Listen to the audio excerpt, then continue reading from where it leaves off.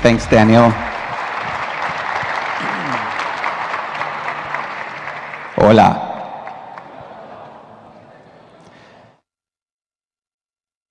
Carmel, and I am one of the two guys that made World of Goo, and I'm also one of the guys who started Indie Fund, where we try to help small developers get and stay independent.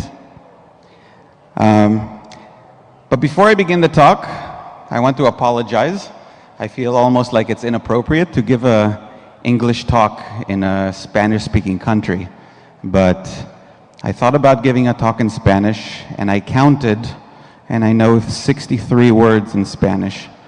So it was either a very boring talk or a talk in English, so I hope I made the right choice. But if you want to interrupt me at any time and ask questions, then feel free, just raise your hand and I'll stop talking. So this talk is called Earning a Living by Making Games That You Love. And there are many ways to make a living in games. But what's important is when you pick an approach for making a living in games, that you pick an approach that is best suited for your goals.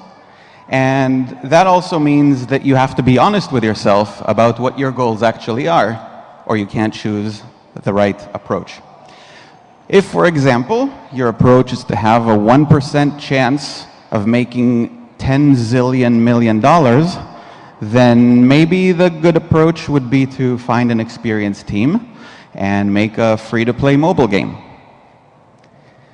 If your goal is to refine your skills and learn the craft of making games, then maybe a good approach would be to get a job at an existing game studio and make small games in your spare time and just experiment in a very low-pressure way.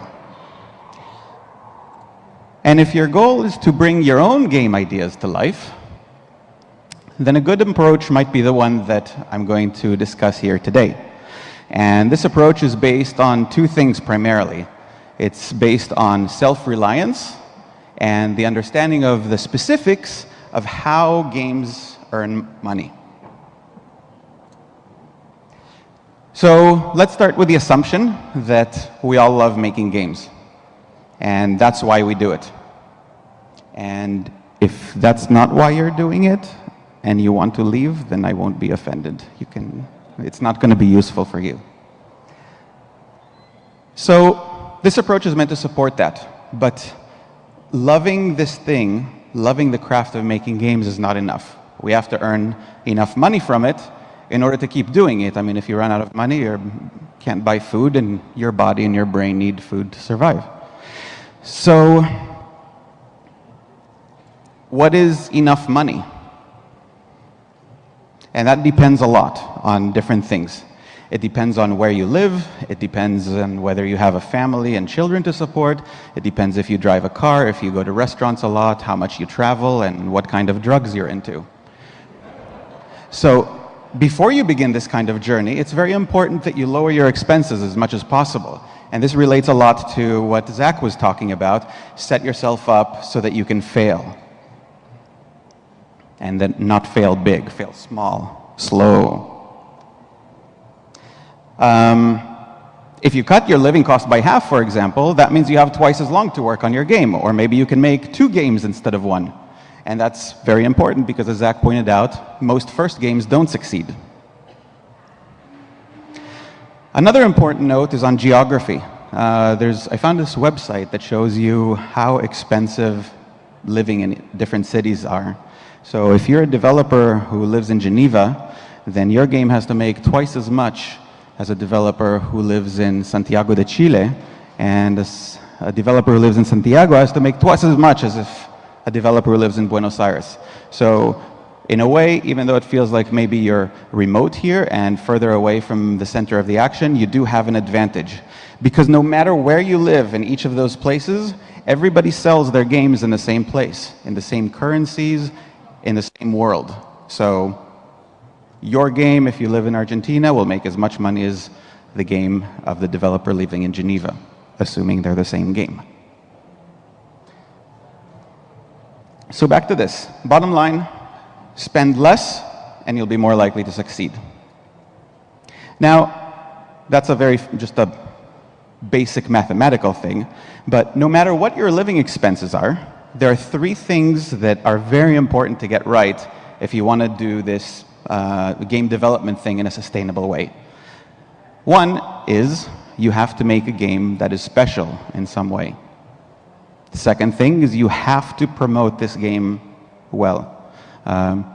It used to be that you just made a good game and it kind of sold itself, but that was many, many, many years ago, and that doesn't happen anymore. And the third thing that is very important that a lot of people don't realize is it's incredibly important to self-fund your game. And these are the 3 things that I'm going to focus on, each in its own turn.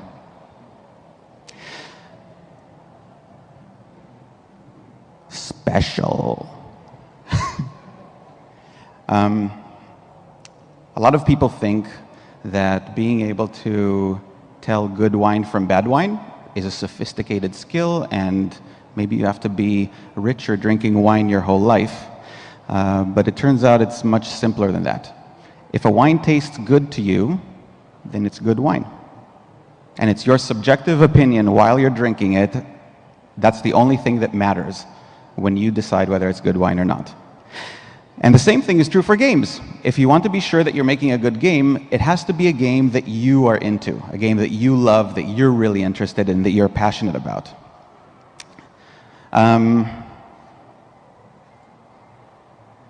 When you do this, when you make a game that's geared to yourself, you're the ultimate judge of what this game needs to be, how it should be developed, what makes it good and what doesn't make it good. And you can rely on the fact that there are at least 10,000 people in the world who share your taste and your aesthetic in games.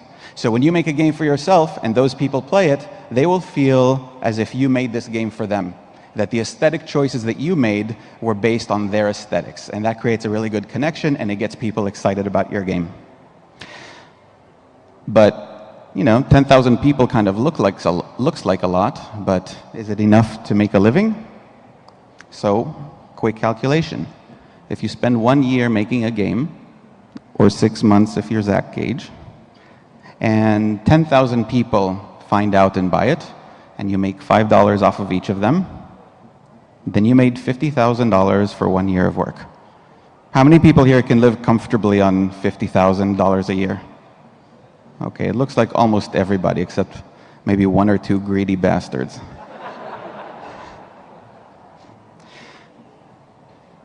The interesting thing to point out about this math is that you don't need to make an Angry Birds or you don't need to make a Minecraft to make a living. You can just really focus on pleasing yourself and the people who share your tastes, and not worry about pleasing everybody. But there's a danger too. Not all game ideas that you have, and not all the ideas that you love, have the same chance of finding that audience of 10,000 people. So if you are really, really into 2D retro side-scroller platforms, then your game will drown in an ocean of 10 million games that are just like it.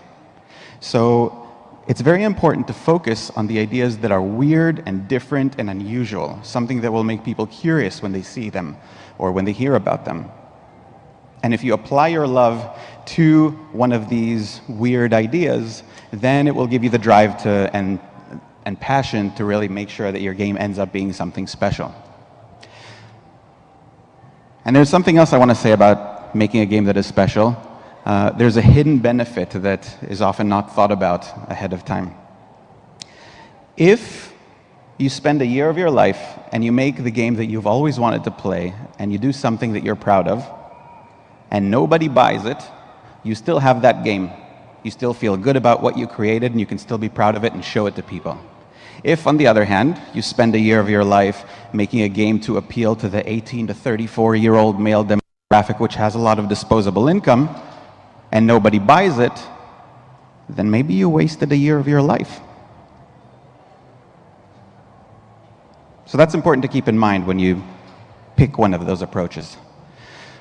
There's another risk involved with making a game for yourself, and that is that it makes you very vulnerable to self-delusion. And for that reason, it's incredibly important to playtest your game. And I'll talk about what that means in a moment. This text is way too small, but it's the list of the top-rated games of all time on all platforms on Metacritic, and World of Goo is circled in red there. It's number 10. And the reason I put it up there is because I attribute this primarily to two things. Number one is that Kyle Gabler, my friend and business partner on World of Goo, is the most talented game developer that I've ever worked with. And the second reason is playtesting. We started playtesting World of Goo 2 months after we started developing it. It was ugly, it was unfinished, it was hand-drawn black and white levels with a marker and had no polish at all. And Kyle really didn't want to do it because he was embarrassed to show something like that. And I insisted on it, and that was one of the few instances where I won an argument with Kyle. But we playtested and iterated and playtested and iterated, and we kept doing that for an entire year, which is about half the development cycle. And we didn't stop until playtesting just yielded no more useful information. When we playtested it and everything kind of went how we expected, that's when we knew we could stop. But what is playtesting? I think there's often a misconception that playtesting involves finding bugs and getting feedback for your game and getting ideas. But I actually believe that that's a terrible way to approach it. It's okay to accept feedback, but if you rely on that feedback too much in figuring out the direction for your game, you end up making a game that reflects the criticism you've received instead of making a game that reflects your vision for what you want it to be. When you're playtesting a game, what you're actually playtesting is the vision of how your game should be perceived by players. Is the player focusing on what you want them to focus on? Why and why not? Are they learning what the game is trying to teach them? Why or why not? Is the game allowing them to do what they want to do? These are the kinds of questions you should be asking yourself when you're playtesting, when you're sitting there behind a person and watching them play your game. Playtesting allows you to learn how other players experience your game. And the goal of playtesting is to ensure that the player is having the kind of experience that you want them to have, that they're experiencing your vision. You should not try to make sure that the player has the experience they think they want to have.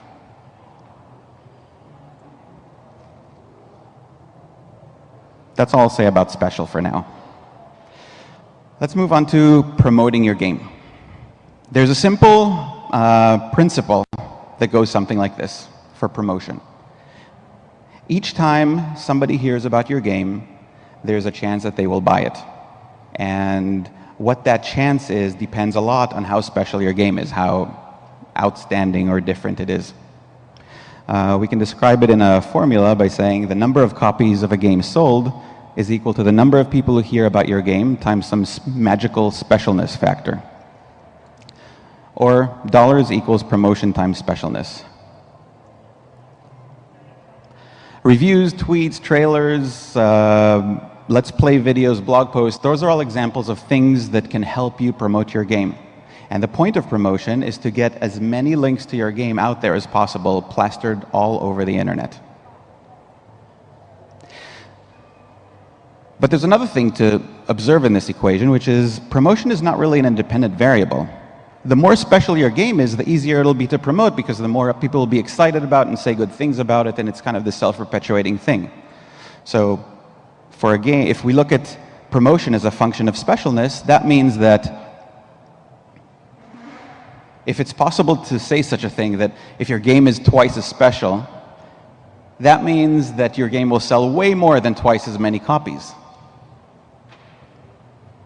But there's another thing that this implies, which is if your game is not outstanding or special or unique in some way, that no amount of promotion that you will do will make it sell well. It'll probably fail.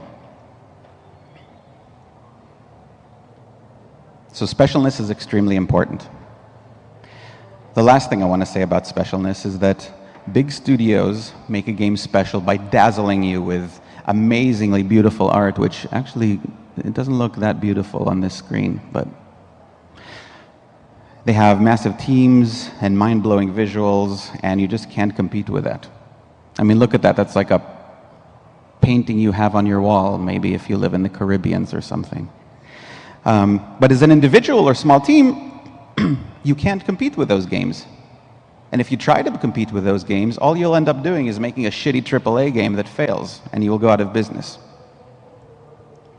If you're an independent developer, if you're an individual, or if you're a small team, then you need to make something that is unique and different. You need something that's an expression of your own aesthetic, and you need games that a large studio will never even consider making.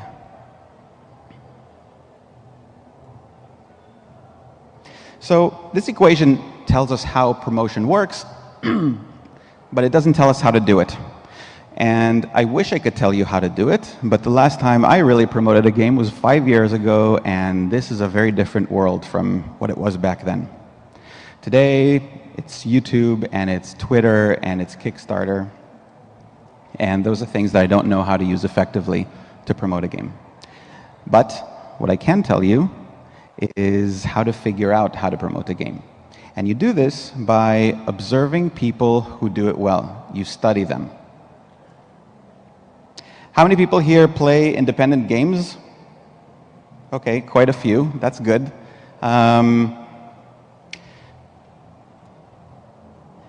Is there a particular game that anyone here can think of? Can any of you think of a game that has not been released yet and you're looking forward to? Which game?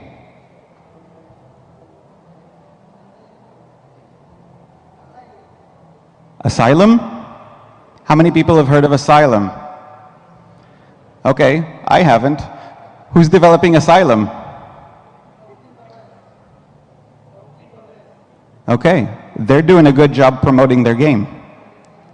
Argentina, okay. That's why you all know it? All right, another game not in Argentina.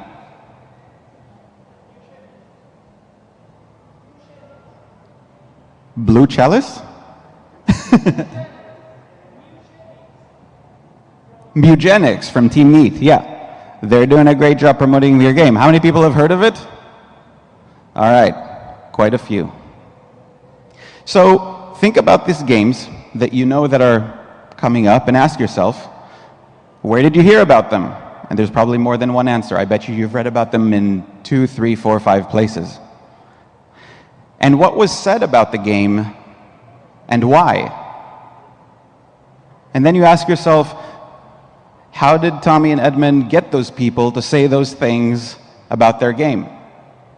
And when you can start answering those questions, that's when you start to figure out how people get attention for their game and how they're promoting it. And there's no one answer for any of these. But sometimes it's impossible to figure out, especially if you're still a relatively inexperienced developer. You haven't seen these things done, so you can't kind of connect the dots. And in those cases, you can email the developers and ask them, because independent developers are very easy to reach. It doesn't matter if they're Tommy and Edmund or Phil Fish or anyone else that's not nearly as famous. But, you know, like everyone here, they're also busy people. So when you email them, be concise and don't waste their time. Show them that you've done your homework and you're not just being lazy. Here's what I mean. This kind of email will likely get you ignored. So will this kind of email. But this is the kind of email that's very likely to get you a thoughtful reply from a developer.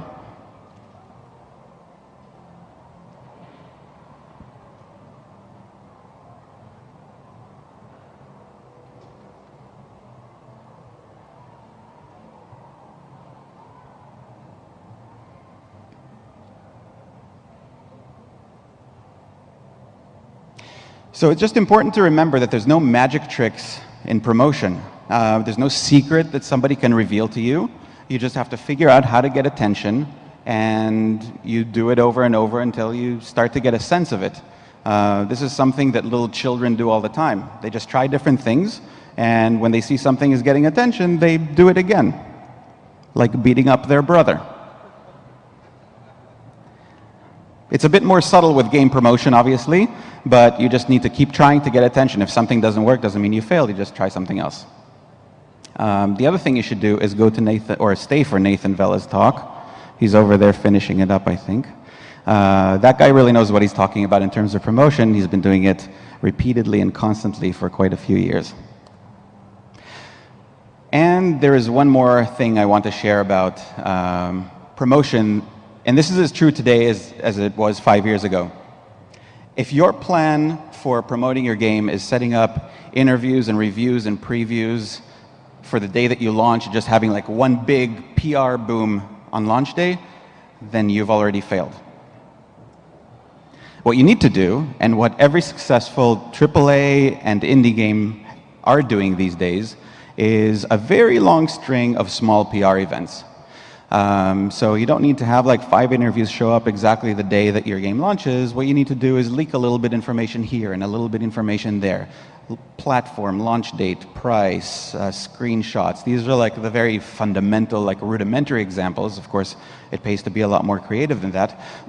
But what this does is it gives people an opportunity to get a sense that they're familiar with your game. It gives them many opportunities to get excited about the game. Maybe one day, they didn't sleep at all and they just don't care about anything and they hate life, and they see something about your game and they just don't care.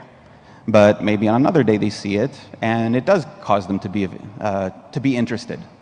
And as you do this, it has a snowball effect so that when you launch your game a year later, you already have a community that's interested in your game. And Zach talked a lot about doing that. And these players that have been following your game for the last 6 months, year of development, those are going to be the people who are really excited about your game and who are going to talk about it and evangelize it for you. And if you have, 1,000 people interested in your game, that's 1,000 people telling their friends about this game and raving about it. So those things are extremely important. It would never happen if you just do one big PR explosion.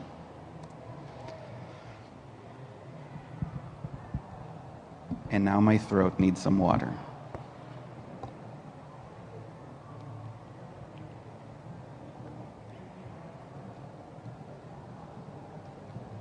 So that's it for promotion. Self-funding.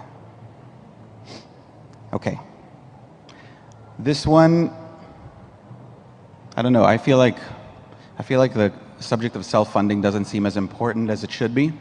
A lot of people think, oh, I don't need to self-fund because I'm not going to make a sequel, so I don't care about if somebody else takes my IP, I just need the money right now. But I want to explore this thing in more depth and explain why I think it's important. If somebody is paying you to work on a game, that's called work for hire. And a lot of people start doing work for hire, hoping that it leads to being able to work on your own games one day. How many people here know a studio that started doing work for hire and is hoping to do self-funded work later? Come on. All right, looks like about half of the people. And how many of these studios are still in business? A lot of them. That's good. And how many of these studios actually made the successful transition into working only on their own games? I see 1, 2. I see 2. So this is not surprising. This is very often the case and kind of what you expect. And there's a very simple reason for this. If your game costs $100,000 to make, then you can go speak to a funding partner and say, I want $120,000 to make it.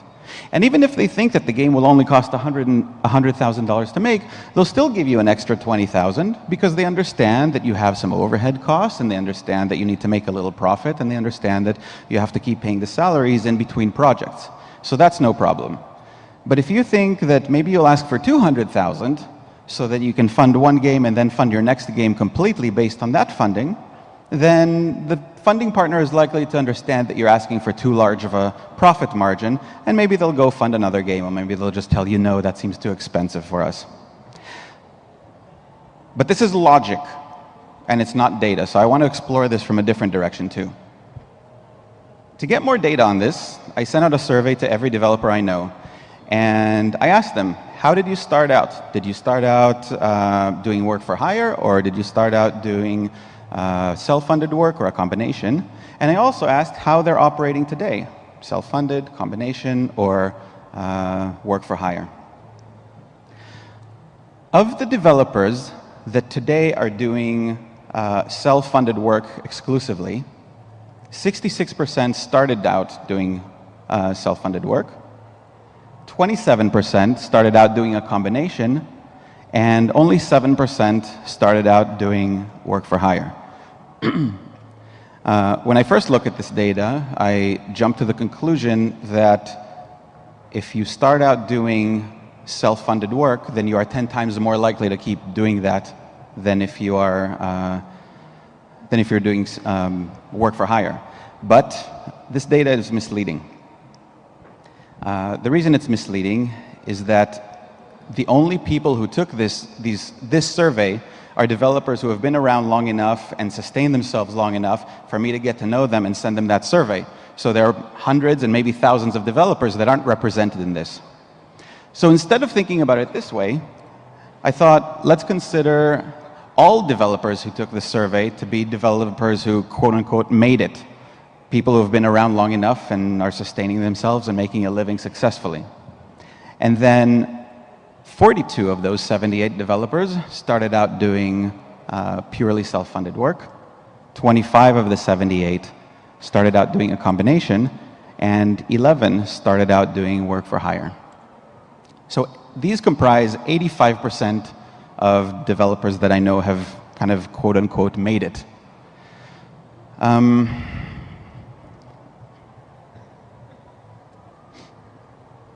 now, I want to make something very clear.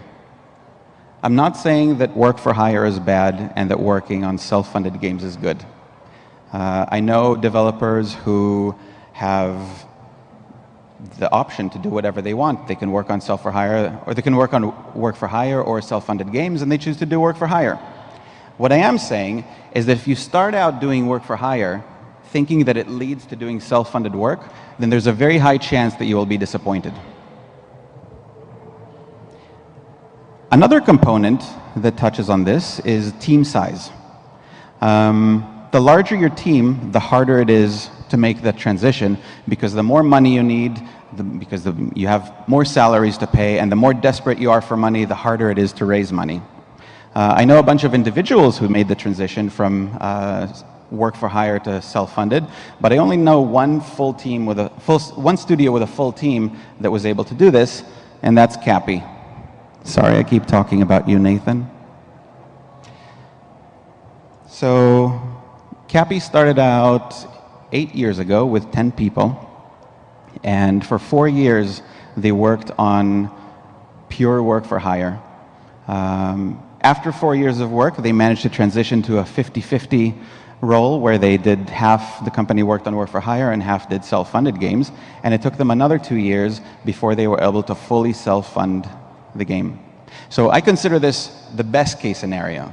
So assuming you can hire the right people and get the right team together, which is not trivial, as a lot of you know, are you prepared to work on somebody else's games for 5 years before you even start working on your own games? I mean, that's a tough question. I don't think that people who start out think about it and consider it in that way. So, larger your team, the higher your expenses, the more desperate you are for money, and the harder it is to self-fund. It's just this thing that perpetuates itself. But even for small studios, it's very hard to go from work for hire to self-funded. And I'm going to talk about specifically how that would have worked out for World of Goo. I I choose World of Goo and 2D Boy as an example because I have all the data and I can run the numbers in any way that I want. So when we started making World of Goo, I kind of assumed that everybody needs a publisher, and we started talking to publishers. And we got some offers. Some of them were like really, truly horrible, and some of them were pretty good. And any chance that we could, we tried to talk to 2 or 3 publishers at the same time so that we can play the offers against each other. And eventually, we came to a conclusion that I'm going to talk about here. World of Goo was made originally for Wii and PC, and the best deal that we could negotiate for the Wii and PC version was a $700,000 advance and 35% of royalties after recoup. The best deal we could get when we lose the IP is, again, a $700,000 advance and a 50% royalty rate after recoup, but only a 12% royalty on derivative works. So it's hard to compare these exactly, so I'm going to expose information from the future that we didn't have at that point. In this case, we get 35% of Wii and PC, but because we later did iOS and Android ports, we would have gotten to keep 100% of iOS and Android revenue. In this case, we would have gotten 50% of Wii and PC, but only 12% of iOS and Android revenue. So if you think about retaining IP versus giving IP as a question of whether or not you'll make a sequel, that's often not the case. The way you make money off of your IP most commonly is by porting it to other platforms. It's not a lot of work to port a game, but you can still open up to a whole new audience. So World of Goo, in the end, was self-published, and it made a total of $13 million for 2D Boy.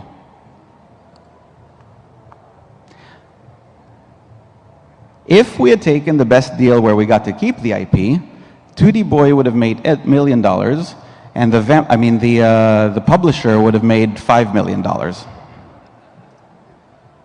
If we would have given up our IP, we would have only made $4.5 million, and the publisher would have made $8.5 million. Here's another way to look at that data. But often when I compare World of Goo to other games and I try to think about trends in the industry, I have to remind myself that World of Goo is a very atypical game, that most games don't make this much money.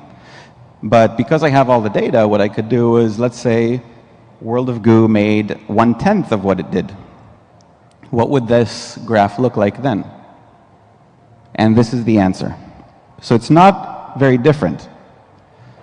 Now, 1.3 million is still a lot of money, and it's not super common for games to make this much money, but it's not that uncommon either. About half the games that we published through Indie Fund ended up making more than $1 million. So I'm exploring a more realistic scenario here. The other thing to point out in this chart is that we got a $700,000 advance for this. So pretty much we don't see any money past the advance. And that's what happens in most publishing deal cases. You get the advance, the publisher recoups at some lower royalty rate, of course, which is a complete scam, and you don't see any money past the advance, even though you have a royalty deal that negotiates 35 or 50%, you don't see a penny past it, even if your game makes over $1 million. But let's take this further. What happens if the game makes 1/100th of what it did? In that case, it's actually good to take publisher money, because in this case, if we had taken funding from a publisher, the publisher would have lost $500,000 or however much it is, and we would have made $700,000. But that's assuming you could find a publisher that was stupid enough to pay us $700,000 for a game that would only make $130,000. And good luck finding those kind of publishers, because they don't stick around very long. Bottom line, if you go with a publisher, you're probably losing about half your revenue. Now, today there are much more developer-friendly sources for funding. There's Kickstarter, and there's Indie Fund, and there are even publishers that are not completely evil. And there are countries in which you can get government grants for video games as a medium of art. There's also private investors that are much more willing to invest in video games today. And still, all of these require a time investment. And they eat away at your income to some degree, and all of them come with some strings attached. It's less work to self-fund, it's less expensive, and it's a lot simpler when you're trying to focus on making a game. Kickstarter and government funds, for example, you have to put in months of work ahead of time before you even find out if you get any money from them. Publishers, even if you manage to get a good deal, it's still basically a bad loan on bad terms where the publisher rarely contributes any added value. Private investors are difficult to find. And I have nothing bad to say about Indie Fund. Except we don't fund a lot of games, so overall in the global scheme of things, I think we set a good example, but we're not, it's not like we can fund half of all indie developers. So this is kind of my prescription. Self-fund your games, learn how to promote them, and make sure you make a game that's special, something that you really care about, something that is unique and will stand out. But more than any specific data or opinion that I shared here, there are two things that I hope you take away from this talk.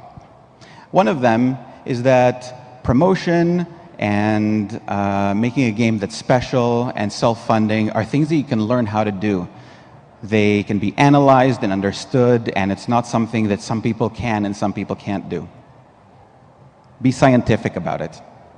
And more importantly than that, it's always important that you keep in mind why you are making games in the first place and why you are trying to make money in the first place.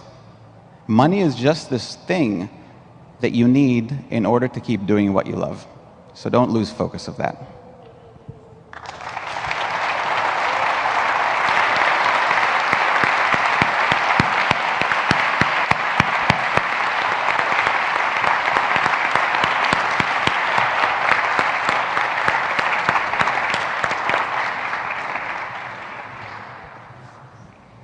Hey, Ron. So I get asked this question pretty often. So in case nobody else does it, I'm going to be as blunt as possible. How do I get a game funded by Indie Fund? It's kind of a complicated question. I have to give a little bit of history. At some point, we had an open submission process where anybody could submit an application. But what happened is we got about 300 submissions pretty quickly, and we ended up funding one of them. And when we thought about how much of the developers' time we wasted trying to build those submissions or to prepare those submissions and how much of our time we wasted trying to filter through all of them and evaluate all of them, we decided it's not worth it. So right now, we find games to fund by looking at games that seem to get press, looking at games that are finalists in festivals like IGF and Indiecade, and just through introductions. So, you know, we know hundreds of developers, they know a bunch of other developers. So if you know anyone who knows anyone at Indie Fund and you want to talk to us, then just ask for an email introduction, and that's the best way to handle things. Hi. I wanted to know what's your take on, for example, new developers that, for example, they're going to take their project as a hobby. For example, they work on something much different than video game development, and they use their spare time on developing their own game. What's your take on the success that game may have? I mean, personally speaking, I think that most entrepreneurs need to put all their energy, all their time, 100% on their work for the project to be successful. Is there any margin of success on someone who does, who 50% time work on something different and 50% hobby making video games? Yeah, it's a really good question, and I think it's very much a personal question. It depends a lot on the individual. I've tried a lot to work on games in my spare time while I have a full-time job, and always one of two things happened. Either I was too tired to work on the game when I got home from work, I just didn't have the energy to keep programming, or I was so excited about the game that I was depressed to go to work and waste my time there. So I tried to do it a bunch of times, and I never was able to do it successfully. But Have you heard of Colin Northway? He made Fantastic Contraption and more recently Incredipede. He started making Fantastic Contraption. Actually, he made all of Fantastic Contraption while working as a web developer and did it in his spare time. And I know that he worked like really hard and super long hours for it. But eventually he released the game and the game started making money. And at some point the game started making more money than he was earning at his job. And that's when he decided to quit. So there's examples of both of them being done. But I think it's an extremely difficult and ambitious thing to do, to try to have a main job and a side project. Hi, I just wanted to say that at the start of the presentation, you misspelled beer. It's with a Z. I misspelled what? Beer, cerveza. Oh, I'm sorry. Just saying. My Spanish lesson, I'll correct It's it. okay. You're cool.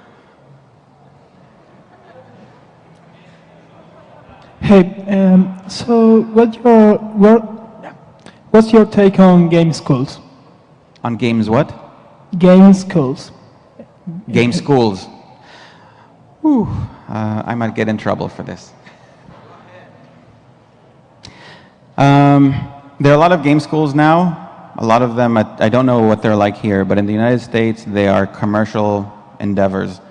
People are doing it to make money because every kid wants to be a game developer. I have several friends who are teachers, and every time they have some sort of career day and they ask kids, what do you want to be when you grow up? It's game developers, number 1 or number 2. So lots of people are wanting to do that, and lots of people are willing to pay money to do that, and those game schools are set up to suck up as much money as possible, fulfilling that need.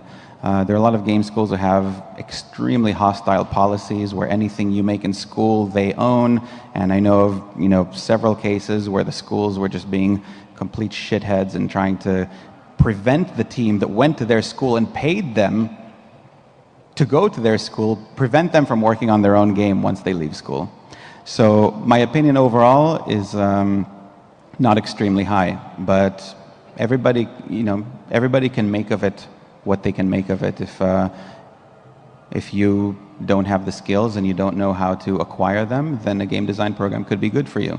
If you're already making games, honestly, I think that a better approach is to spend your time making games. You don't have to pay anybody else to make games, and just learn by doing.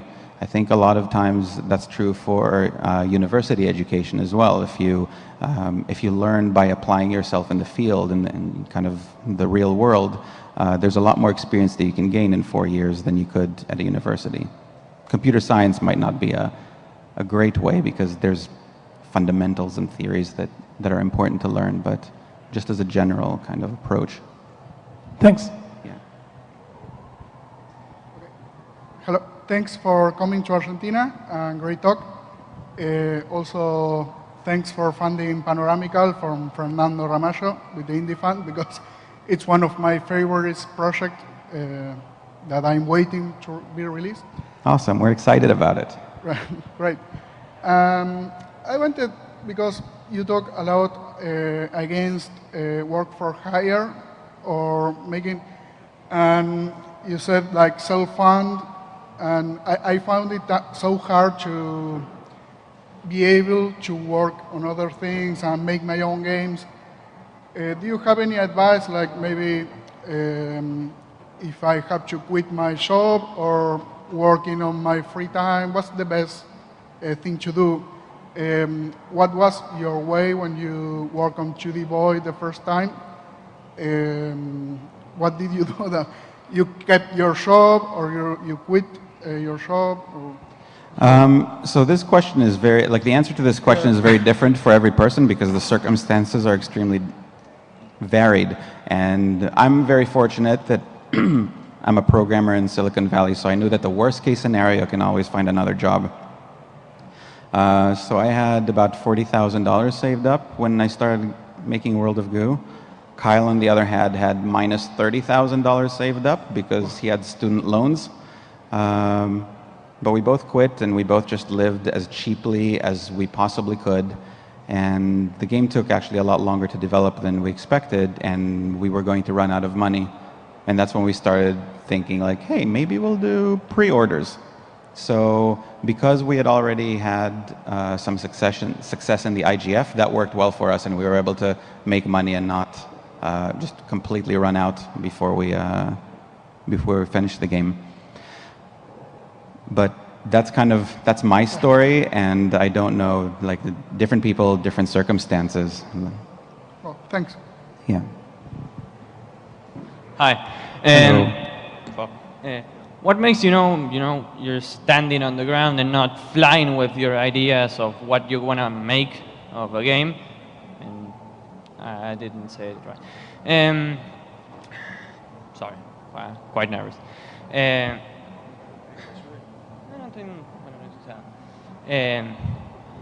How do you know you're making a game that actually can be a game that not only you can play and that has something of a game, like something that someone could play that's not you, and 10,000 people. You mean, how do you know that a game that you love is something that other people will love as well?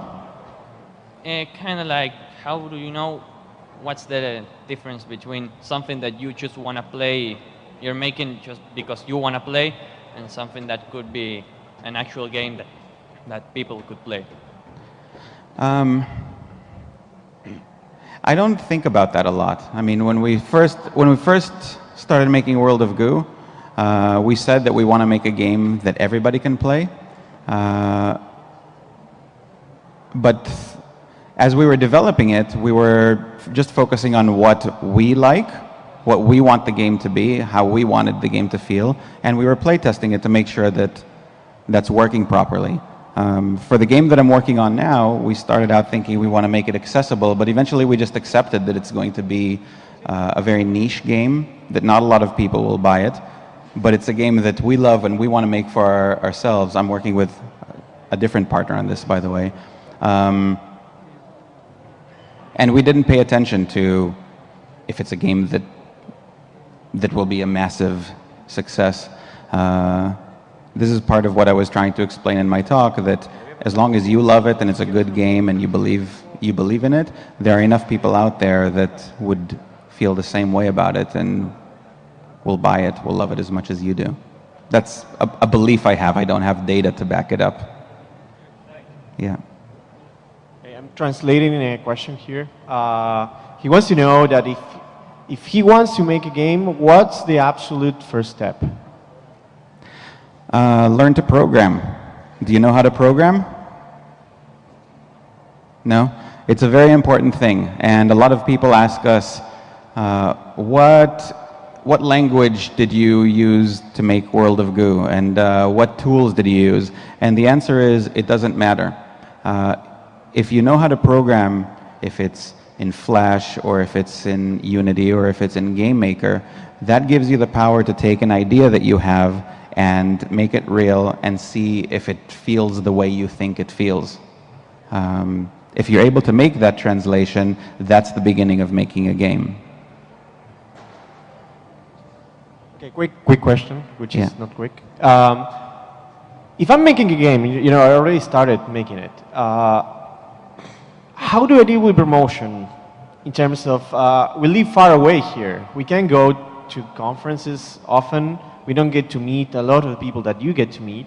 So how do I even start thinking about promoting my game? What's the first step to promoting my game? You stay here and listen to Nathan Vella's talk. But a more serious, direct answer is, I have never met with anyone that promoted my game. Journalists that wrote about it, people that reviewed it. They're people that I was in touch with via email. And even if I met somebody at a conference and said hello and then they tweeted about it or something like that, that's something that still could have happened remotely.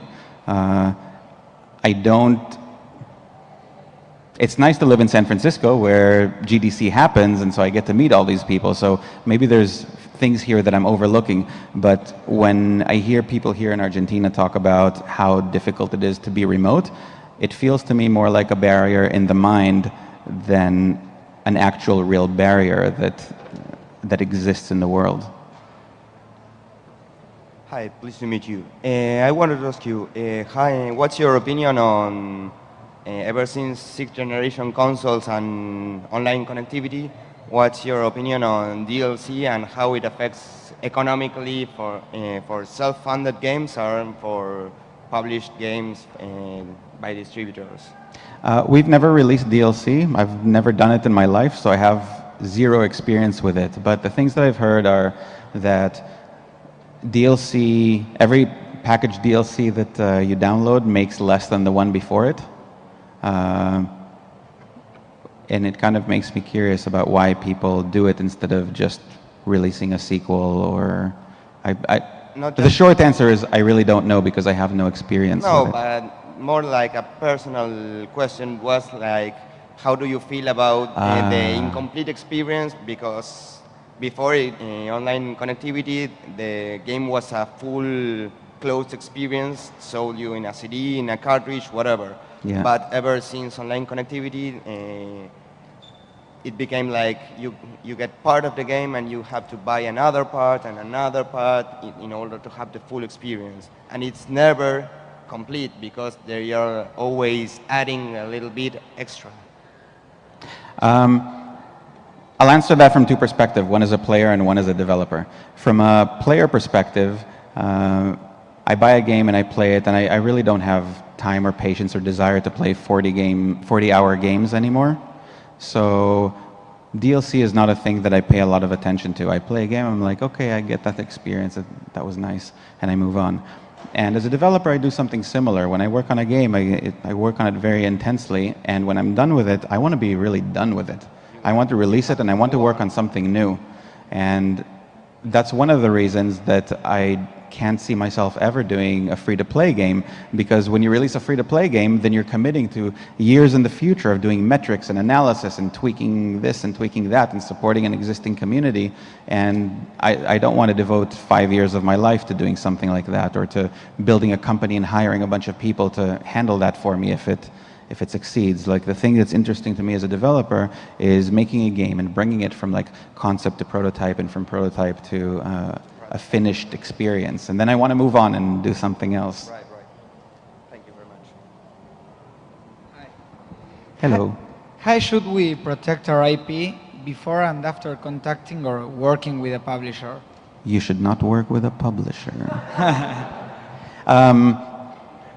What do you mean protect your IP? What are the things that you are afraid that might happen? I'm not sure, because you say when we negotiate, if we lose or not the IP, what we are losing is like some kind of register. That's my question. Right, okay, I hear you. I was actually going to make an entire talk just on IP ownership and how IP is lost. A lot of publishers will say, oh, we'll give you this amount of money and you get to keep the IP, but we want right of first refusal on sequels, and we want this and we want that. So IP is not something that is just given or taken. It's all in the fine print, right? It's what rights you give them. It's whether you have to ask permission if you want to do something. Like, if you decide that you want to port the game to mobile platforms, do you have to ask the publisher permission? Can the publisher do it without you? Those are the kind of things that are specified in the contract, and those are the pieces in which intellectual property is given away to publishers. So those are the things to pay attention to.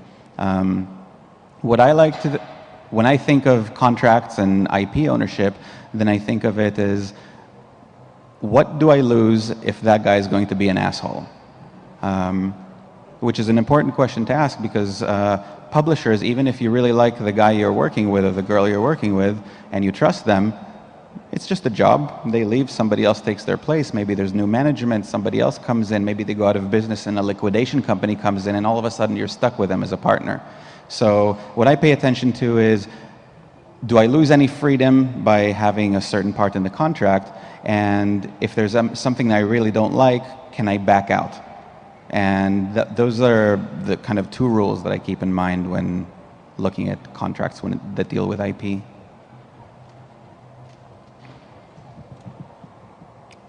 I would like to ask what kind of ways there are in case the development of a game you're working on drags on for way too long and you see yourself losing motivation on the project, what kinds of ways there are to get you back into the project and working and finishing it? That's also a very personal question. I'm extremely stubborn, so I can just make myself completely miserable and force myself to keep working on it. But Kyle, for example, couldn't do that. He was miserable working on it, and he had to take a break. So while we were working on World of Goo, he took a break and he made a game called Human Brain Cloud, and then he took another break later, and he made a game called Robots and the Cities That Built Them. So different people find different ways of coping with this. And the most helpful thing that I've ever seen for something like that is to have other people that you can talk to about it. So people who are familiar with that experience, because it's something that's very common. I think almost all developers go through something like that. And you talk to your friends, you talk to other developers, and even if they can't give you concrete advice, then at the very least you feel like they understand what you're going through. You don't feel like you're alone, and that makes it easier to handle the load. Hi.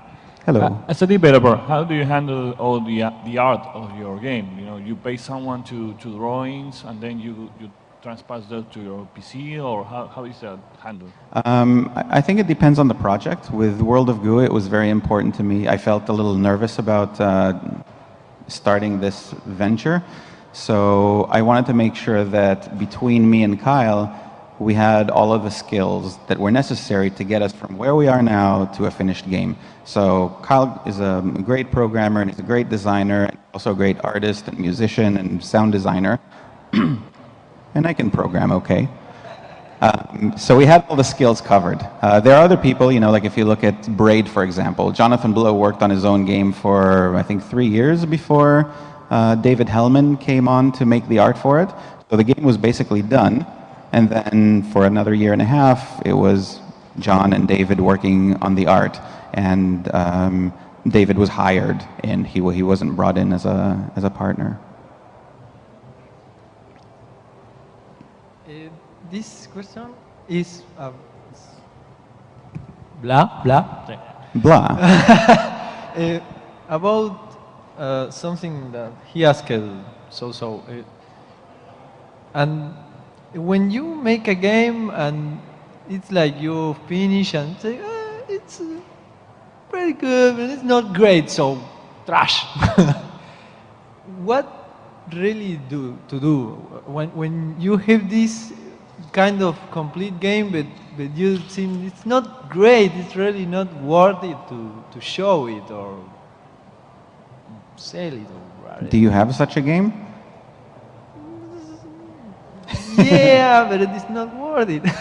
How long did you work on it? 2 months. Okay. Anything in 2 months, if it's not working, I throw it away. So after World of Goo, I started making prototypes, and because I got tired of naming them and thinking about names, I just started calling them P4, P5, P6, P7, and I got to P15. And some of them I started prototyping, and 2 days after I realized they're stupid ideas. And some of them I worked on for 3-4 months, and I really liked them, but one of them I gave up on because it seemed like it was going to be too much work to finish. I think it's important to be able to know when to let something go so that it doesn't choke you and pull you down. But it's a very subjective decision that you have to make from the heart.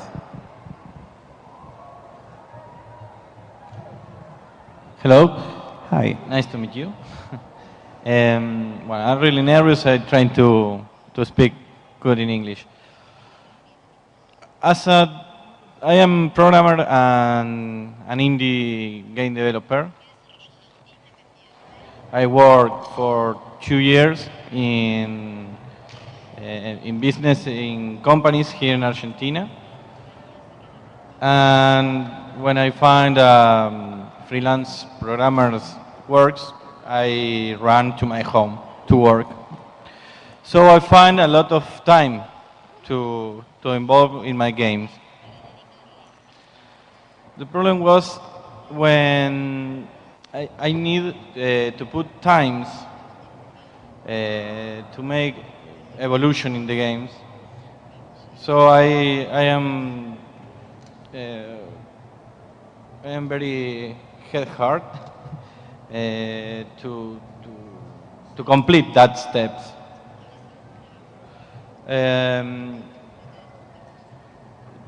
That gave me a problem. I looked my game, 6 months working, and said, this is a shit. I closed the game, or, well, this is fine, and I sold my game. The game doesn't sell anything, but a lot of people play, and until 6 months I release the game, the people are continuing playing. Now I take the same idea. I said, when I want to do the new version of the game and add some new mechanics to try to complete the original idea. Is that okay? Is that bad? Who you can trouble with the problem that you are looking your game month and months and not to hate the game. I don't know if he's... I think I understand. Let me see if I got you correctly. You released the game. You're not sure if you want to continue working on an expansion for that game, to continue developing the game into what your original battery?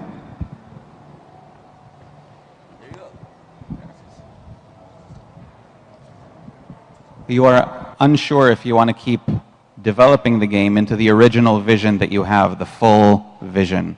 Yeah?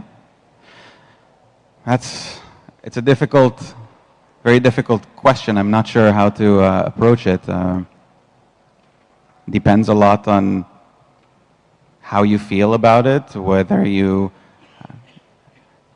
can afford to keep working on it, if you feel like working on it. I think what you said is you're exhausted. You're not sure that you want to pick it up again, and that I can relate to. I didn't want to touch World of Goo ever again after I finished, and it took months and months.